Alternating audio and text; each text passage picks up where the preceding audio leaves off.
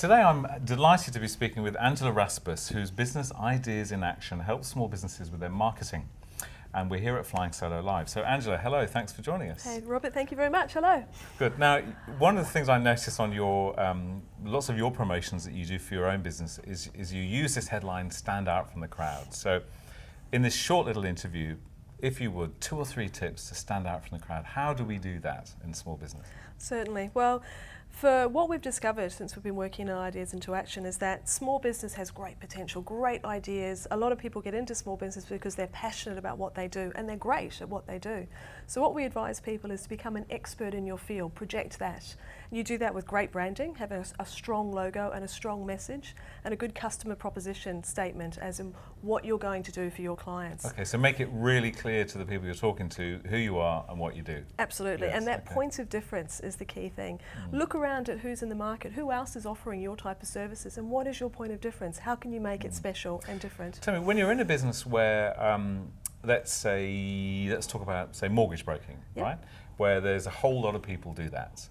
And if I was watching this and I'm a mortgage broker and I'm thinking, well, how do I stand out? You know, I'm just a mortgage broker and so are all these other people. What would you say to someone like that? I would say it's the personality. You can Okay. rely on your personality in projecting that. You don't need to send out the same messages to everybody.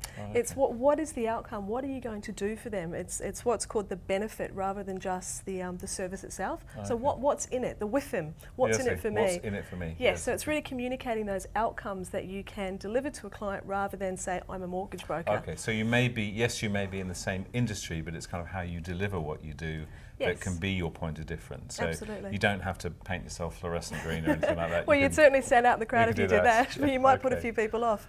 But yeah, you have to look within and say, what is it that I do different from everybody else? And even if you're in mortgage broking, you can find out some points of difference personally that you can project out there. And presumably a way that I remember someone telling me a while ago that often when you are that business owner yourself, you don't necessarily see your point of difference. So one thing I've heard that's quite a good way is just to ask those people around you to say, what is it about me that's different? Do you endorse that sort of process? I do. Yeah. Feedback's really important. So whenever we're working with clients, when a project is completed, we ask them how was their experience, what was important to them, what worked for them.